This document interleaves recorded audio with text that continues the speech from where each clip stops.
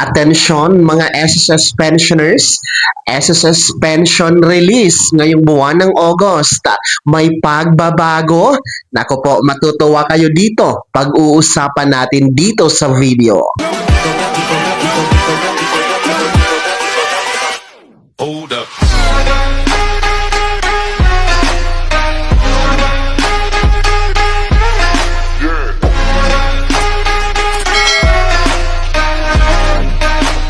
Hello mga ka-vlogs! Welcome dito sa aking YouTube channel. Magandang araw po sa lahat ng mga manonood.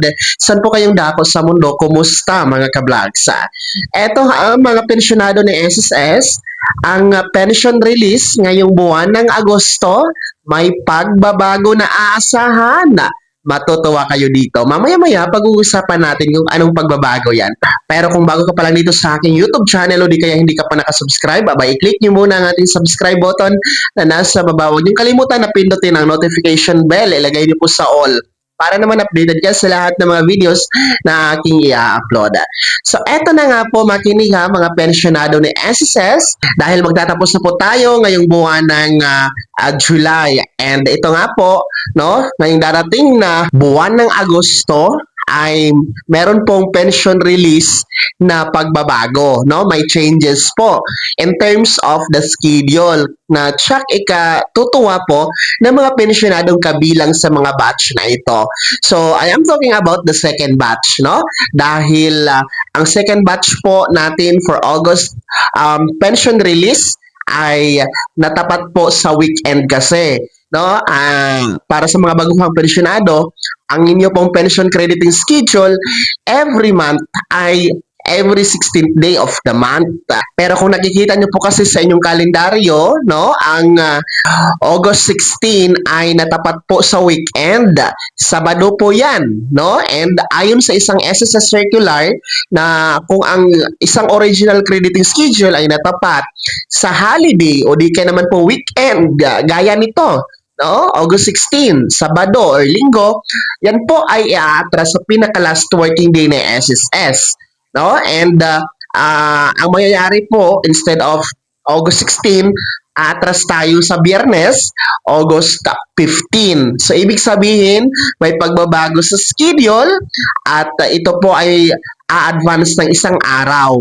Mas maaga kaysa inaasahan. Kaya yan po ang magandang balita para sa ating mga second batch na merong date of contingency o araw ng kapanganakan, araw ng pagkamatay o araw ng pagkasakit mula 16 to last day of the month. Dahil advance po ng isang araw ang inyong pension crediting for August pension release, mga ka-vlogs, no?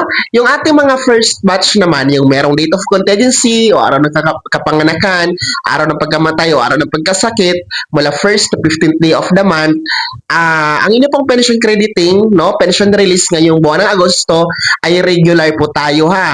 Dahil ang August 1 ay hindi naman po natapat sa holiday, hindi din po natapat sa weekend. Yan po ay araw ng Biyernes.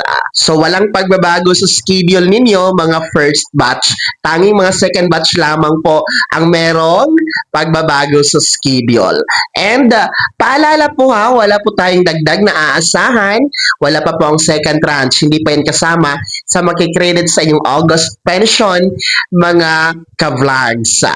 So, ayan ha, uulitin ko, no? Ngayong buwan ng Agosto, pension release, may pagbabago para ito sa mga second batch. Advance ng isang araw, instead of August 16, magiging August 15. Dahil Sabado po ang 16. And paalala muli, walang dagdag, walang second tranche. No, tanging pensyon nyo lamang inyong makukuha at magkikredit para sa buwan ng Agosto, mga SSS pensioners.